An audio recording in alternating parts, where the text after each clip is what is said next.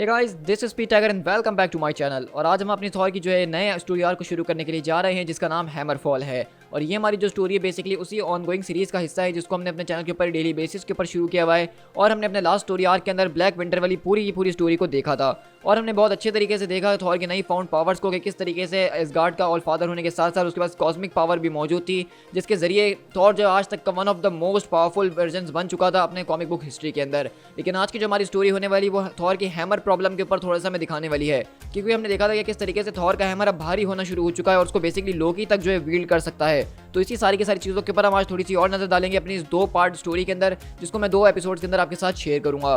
So guys, अगर आपने अभी तक चैनल को सब्सक्राइब नहीं किया है और आप अगर थॉर की हमारी दूसरी कॉमिक बुक सीरीज को चैनल पे एंजॉय कर रहे हैं, तो चैनल को सब्सक्राइब करना बिल्कुल भी मत भूलिएगा, ताकि आप इस तरह की ऑसम सीरीज को मेरे चैनल पे एंजॉय कर सकें। सो गाइस, चलिए बिना किसी और बात के फौरन से अपनी सीरीज को स्टार्ट करते हैं।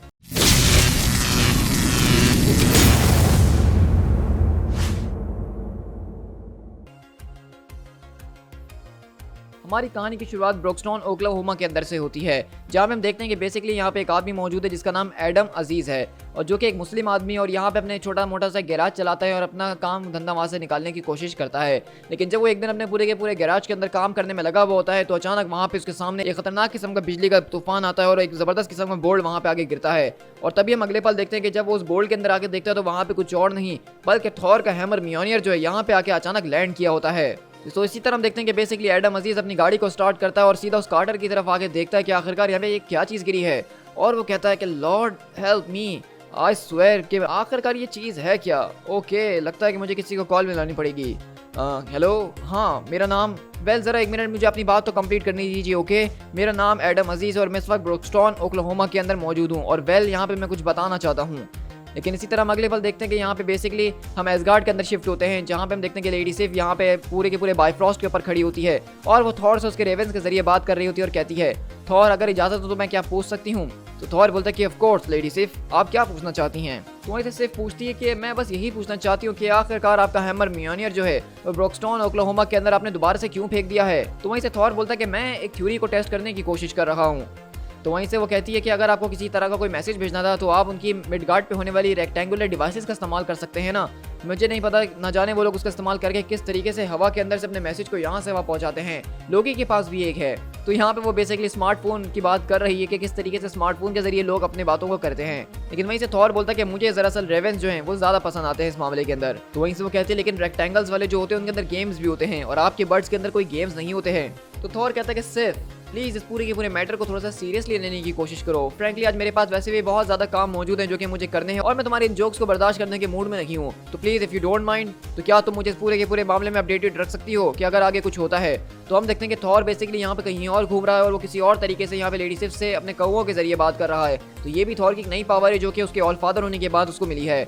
और वहीं से सिर्फ बोलती है कि मैं यहीं पे मौजूद हूँ और जो कुछ भी होगा उसके बारे में सबसे पहले मुझे ही पता चलेगा। और आप जैसा कि आपका कौवा यानी कि ह्यूगन मेरे पास मौजूद है, तो वो भी मेरी आंखों के साथ जुड़ चुका है और इसका मतलब कि जो मैं देखूंगी वो देखेगा और जो वो देखेगा उसको आप भी देख सकते हैं। तो बस आपको मैं इतना ही कहना चाहूंगी कि आप अगर जिस मीटिंग के अंदर जा रहे हैं वहाँ के लिए आपको गुड लक। तो थॉर बोलता है कि हाँ, घबराने की कोई ज़रूरत नहीं है, तुम्हारा बहुत शुक्रिया। तो वहीं से सिर्फ बोलती है कि उसके साथ ज़रा आराम से पेश आइएगा। तो थॉर बोलता है कि बस अब बहुत हो चुका है सिर्फ। और इसी तरह हम देखते हैं कि थॉर यहाँ पे किसी और से नहीं बल्कि बीटा रे बिल से मिलने के लिए आ रहा है और कहता है कि बिल। तो बिल बोलता है कि योर हाइनेस। तो थॉर बोलता है वेल, तुम्हारा बहुत शुक्रिया कि तुम यहाँ पे आए, तो क्या तुम बैठोगे। तो बिल बोलता है क्या ये एक ऑर्डर है। तो थॉर बोलता है कि नहीं गॉड्स, नहीं, मैं तो बस ये चाहता हूँ कि हम लोग बैठ के कुछ साथ में पी लें दोस्तों की तरह, प्लीज़।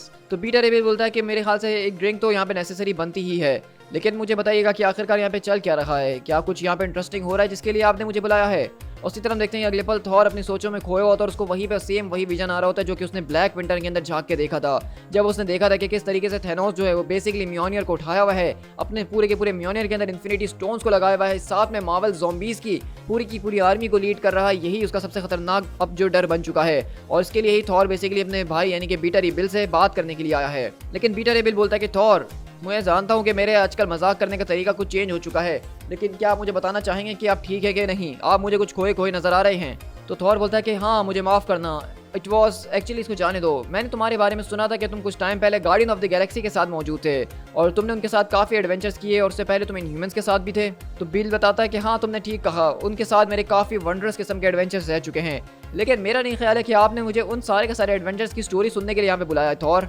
और आप यहाँ पे बैठ के ऐसा भी प्रिटेंड नहीं कर सकते कि अभी आखिरी बार जब हम लोग मिले थे तो आपने मार मार के मेरा भरता निकाल दिया और साथ में मेरे हैमर के टुकड़े टुकड़े कर दिए थे, तो क्या हम उसके ऊपर भी कुछ बात नहीं करेंगे? तो बिल बोलता है कि मैं इस बात को अप्रिशिएट करता हूँ कि आप मेरे साथ यहाँ पे बैठे मुझसे बात करें, मेरे साथ ड्रिंक्स ले रहे हैं जैसे कि हम पुराने वक्तों के अंदर किया करते थे, लेकिन ये चीज़ मुझे याद दिला रही है कि किस तरीके से आपके सर पे एक ताज आ चुका है और उन ताज को रिक्वायर होते हैं कुछ सेक्रीफाइसेस। क्या मैंने ठीक कहा? और वैसे भी मैं कोई एसगार्ड का नहीं हूँ और ये बात आप मुझे बहुत अच्छे तरीके से बता भी चुके हैं, तो आप मेरे राजा नहीं हैं, तो इसलिए अगर आपने मुझे यहाँ पे बिना किसी रीज़न के बुलाया है तो मैं इस बात को मान नहीं सकता हूँ, और अगर ऐसी बात है तो फिर आप अपनी ड्रिंक को अकेले ही पी सकते हैं एक ओल्ड मैन की तरह। लेकिन थॉर वहीं से बिल की तरफ देखता और कहता है, देखो मेरे भाई, मैं तुमसे बस एक बात के बारे में पूछने के लिए आया हूँ, मुझे थैनोस के बारे में जानना है। लेकिन इसी तरह हम देखते हैं कि यहाँ पे बेसिकली ओक्लाहोमा के अंदर सारे के सारे न्यूज़ वाले पहुंच चुके हैं, सारे के सारे लोग पहुंच चुके हैं और इस हैमर को एक तमाशा बना दिया गया है और बताया जा रहा था कि किस तरीके से पूरे के पूरे लोग जो यहाँ पे अजीबोगरीब इस हैमर को देख रहे हैं जो कि किसी और का नहीं बल्कि थॉर का है। लेकिन जरा देखिए आसमान में कोई चीज़ आती हुई नजर आ रही है। ओ ज़बरदस्त लेडीज एंड जेंटलमैन, क्योंकि आयरन मैन अभी अभी यहाँ पे पहुंच चुके हैं। और इसी तरह हम देखते हैं कि टोनी स्टार्क यहाँ पे पहुंचता और कहता है कोई पिक्चर्स लेने की जरूरत नहीं है और ये बताओ कि तुम में से एडम अजीज कौन है? तो वहीं से वो आदमी बोलता है कि सर वो मैं हूँ, मुझे ये हथौड़ा यहाँ पे मिला जब मैं अपनी वर्कशॉप के अंदर काम कर रहा था और मैं फौरन से इसके पास चला आया। तो वहीं से टोनी बोलता है कि हाँ हाँ श्योर, लेकिन मुझे इसके बारे में कोई परवाह नहीं है, जिस बारे में मुझे परवाह है वो ये है कि आखिरकार तुम्हारे पास मेरा नंबर कैसे आया, और वो नंबर जो कि बहुत ही ज़्यादा एक प्राइवेट नंबर है। तो वहीं से एडम बोलता है कि वेल मैं आपको ऐसे तंग तो नहीं करना चाहता था, लेकिन मेरे पास इसके अलावा कोई और रास्ता भी नहीं था। और अगले पल टोनी बोलता है कि oh for the love of, क्योंकि हम अगले पल देखते कि दरअसल यहाँ पे थॉर ने जो अपना हैमर म्योनियर जमीन के ऊपर भेजा है उसके ऊपर उसने टोनी स्टार्क का नाम और उसका नंबर लिखा हुआ है ताकि कोई इसको कॉल करके तंग करे। और वहीं से बोलता है डैम इट थॉर, ये बिल्कुल भी अच्छा नहीं था, तुमने बहुत ज्यादा गलत किया है। और उसी तरह वहाँ पे हम देखते हैं कि थॉर अपने रेवेंस के जरिए देख रहा होता है और हंसता है और कहता है कि तुमने मेरे हथौड़े के ऊपर लिखा था ना, चलो अब हिसाब बराबर हुआ। लेकिन वहीं से बिल बोलता है कि थॉर आखिरकार यहाँ पे चल क्या रहा है, आप क्या करना चाह रहे हैं? तो थॉर बोलता है कि मेरे भाई मैं तुमसे कुछ बात करना चाहता हूँ, आओ मेरे साथ सैर पे चलो। और इसी तरह हम देखते हैं कि बेसिकली यहाँ से जो है थॉर थैनोस के बारे में पूछ रहा है कि इस वक्त क्या कर रहा है और क्या नहीं कर रहा। और पीटर रिबिल बताता है कि किस तरीके से आखिरी बार जब थैनोस से उनका मुकाबला हुआ था तो उस वक्त हेला ने थैनोस की बॉडी पार्ट्स को एक साथ जमा करा था रिजरेक्ट करने के लिए, और एक तरह से उसने उसको रिजरेक्ट कर दिया था। लेकिन जब हमने गार्डियन ऑफ द गैलेक्सी के साथ मिलकर उसके ऊपर मुकाबला करा तो हेला और थैनोस आखिरी बार हमारी आंखों के सामने बर्बाद हो गए थे, जहां हमने देखा था कि वो एक बहुत बड़े ब्लैक होल के अंदर कंज्यूम कर लिए गए थे। और इस बात को मैं श्योर कर सकता हूँ मेरे भाई कि तुम्हें टेंशन लेने की कोई जरूरत नहीं है, क्योंकि थैनोस का अब कोई नाम और निशान बाकी नहीं है, थैनोस इज नो मोर। तो इसी तरह थॉर बोलता है कि चलो ये तो बहुत ही अच्छी बात है मेरे भाई। तो जैसा कि हमारी इटर्नल्स वाली सीरीज अगर हमारे चैनल पे आप देख रहे हैं तो हमने देखा कि किस तरीके से थैनोस जो है उस सीरीज के अंदर वापसी लौट कर आ चुका है। तो ये पूरा का पूरा जो स्टोरी आर्क है हमारा, ये उस इटर्नल वाली सीरीज से पहले रिलीज किया गया था। उस टाइम पे थैनोस जो है कॉमिक्स के अंदर मरा हुआ था, लेकिन हम सब जानते हैं कि अब थैनोस वापसी लौट आ चुका है। तो इसी तरह बिल बोलता है कि थॉर आखिरकार आप इस सब के बारे में इतना परेशान क्यों हो रहे हैं? मुझे लगता है कि कोई ऐसी बात है जो आप मुझसे छुपा रहे हैं। तो वहीं से थॉर बोलता है कि हाँ मेरे पास कुछ विजन्स हैं जिनको मैं बार बार देख रहा हूँ, कुछ ऐसी चीज़ें बिल जो कि आ रही है, something is wrong with me, something is wrong with ash gourd, कोई ना कोई चीज़ हमारी किस्मत को बदलने की कोशिश कर रही है। बिल मैंने तुम्हें यहाँ पे आज के एक रीज़न के लिए बुलाया है, मैं जानता हूँ कि बहुत जल्द एक ऐसा वक्त आएगा जब मैं अपने इस थ्रोन के ऊपर बैठने के लिए बिल्कुल भी फिट नहीं हूँगा। तो बिल बोलता है कि थॉर आखिरकार आप ये क्या कह रहे हैं, मुझे कुछ समझ में नहीं आ रहा।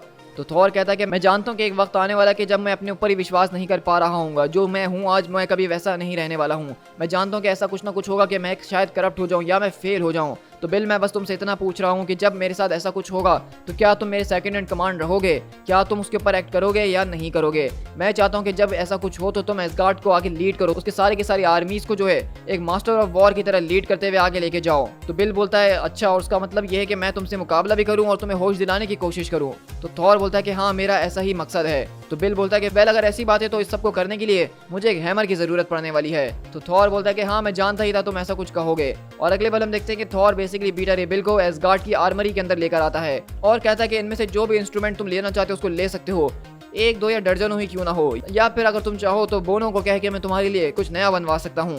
लेकिन वहीं से बिल बोलता है कि थॉर ये बताइए कि आखिरकार आपका हैमर म्योनियर कहाँ है इस वक्त? तो थॉर बोलता है हाँ उसके बारे में मैंने जैसा कि तुम्हें कहा था बिल की चीज़ें जो है ठीक नहीं चल रही हैं, कुछ हुआ है म्योनियर के साथ और वो ब्रोकन हो चुका है। और इसी तरह हम देखते हैं कि बेसिकली आयरन मैन यहाँ पे क्राउड को कंट्रोल करने की कोशिश कर रहा होता है और एडम वहाँ पे जो है बेसिकली उस हैमर को देख रहा होता है और वहीं से वो कहता है कि सर लगता है कि ये दोबारा से बदलने की कोशिश कर रहा है। तो अगले पल हम देखते हैं कि टोनी हैमर के पास आता है, उसको देखने की कोशिश करता है और उसके ऊपर बेसिकली अब लिखा हुआ आ रहा होता है पिक इट अप।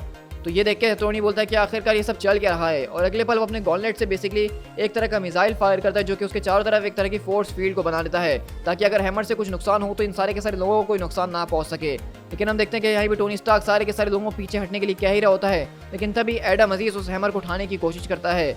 तो आयरन मैन बोलता है, हे उसको छूने की कोशिश मत करो। और हमें थॉर बता रहा होता है कि जैसा कि तुम जानते हो कि मेरे हैमर म्योनियर को कोई भी नहीं उठा पाता था मेरे अलावा, लेकिन आजकल पूरे के पूरे हैमर का वजन मेरे लिए कुछ ज़्यादा ही बढ़ता जा रहा है जब से मैं इस थ्रोन के ऊपर बैठा हूँ। मेरे लिए इस हैमर को उठाना मुश्किल होते जा रहा है, जो कि मुझे बिल्कुल भी समझ में नहीं आ रहा है कि इसके पीछे क्या ही वजह हो सकती है। लेकिन जो चीज़ मुझे इससे ज़्यादा परेशान कर रही है वो ये है कि हो सकता है कि मैं शायद इसकी अनवर्दी हो जाऊँ, मेरे अंदर अब इसको उठाने की हिम्मत ना हो, लेकिन जो दूसरे लोग हैं वो उसको बिल्कुल एक मामूली हथियार की तरह उठा पा रहे हैं, और यही चीज़ मुझे समझ में नहीं आ रही है। क्योंकि अगले ही पल हम देखते हैं कि वहाँ पे एडम अजीज जैसे ही उस हैमर को उठाता है, अगले पल वो एक जबरदस्त किस्म के पूरे नए कॉस्ट्यूम के अंदर एक थॉर के अंदर ट्रांसफॉर्म हो जाता है, और वो म्योनियर को उठाने के वर्दी हो जाता है और कहता है कि what the hell, to be continued.